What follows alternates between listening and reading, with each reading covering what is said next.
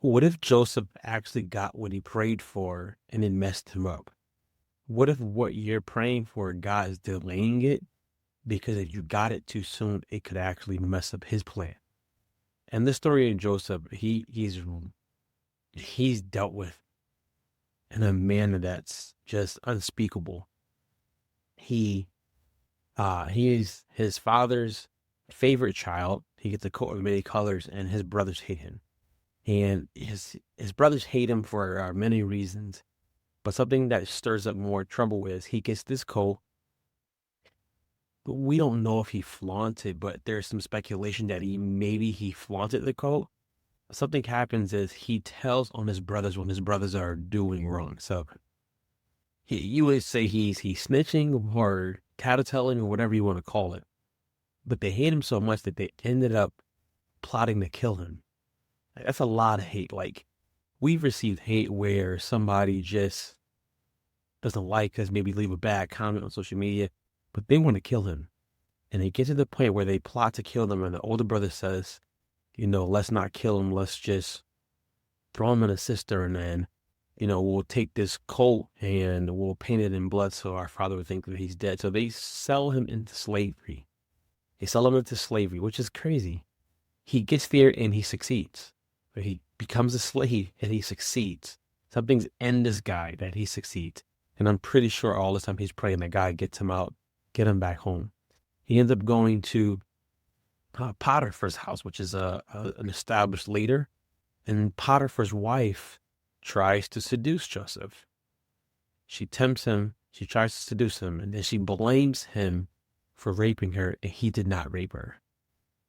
So think now, this guy is about 17. All of these things are happening. He's being wrongly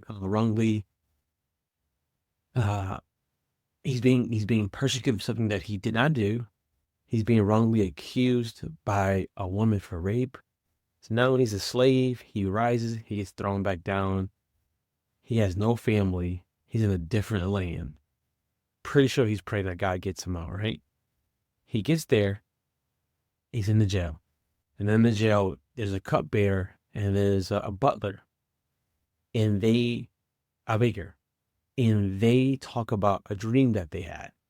And Joseph had a gift of interpreting dreams. He tells them what the dream is, what's going to happen. And 1 day, 2 days, and they're like, all right, cool. He says something that makes you realize that he's human.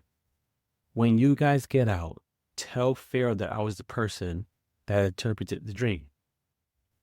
Now, if Joseph would have got out, if Pharaoh let him out, he probably would have sent him back home. Joseph has not been home in maybe about 13 years or so. He would be returning to a place where they hate him, but he just knew that was home. That was familiar. I'm not supposed to be living out here, raising myself, basically. He does not get out then. One of the men, they die. And later on in the story, as Joseph is in jail, Pharaoh has a dream. He cannot interpret what the dream is. It's a nightmare.